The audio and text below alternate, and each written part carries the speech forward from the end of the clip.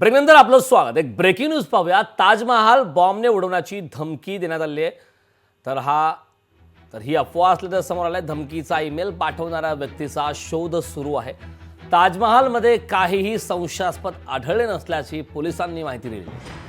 ताजमहाल उडवून देण्याची धमकी देणारा ईमेल उत्तर प्रदेश पर्यटन विभागाच्या प्रादेशिक कार्यालयाला प्राप्त झाला होता, पण ही केवळ अफवा ठरल्याचं एका पोलीस अधिकाऱ्याने सांगितलं। या धमकीनंतर बॉम्ब निकामी पथकाने पाहणी केली असता काहीही संशयास्पद आढळले नसल्याचं सांगितलंय। या प्रकरणी धमकीचा ईमेल पाठवणाऱ्या व्यक्तीचा शोध सुरू असल्याचं पोलिसांनी सांगितलं। ताजमहाल बॉम्बने उडवण्याची धमकी अफवा असल्याची माहिती समोर आलेली आहे। ताजमहाल उडवून देण्याची धमकी देणारा ईमेल उत्तर प्रदेशच्या पर्यटन विभागाच्या प्रादेशिक कार्यालयाला प्राप्त झाला होता, पण ही केवळ अफवा ठरल्याचं एका पोलीस अधिकाऱ्याने सांगितलं। तर या धमकीनंतर बॉम्ब निकामी पथकाने पाहणी केली असता काहीही संशयास्पद त्या ठिकाणी आढळलं नसल्याचं देखील सांगितलंय। या प्रकरणी धमकीचा ईमेल पाठवणाऱ्या व्यक्तीचा शोध सुरू असल्याचं पोलिसांनी म्हटलं आहे।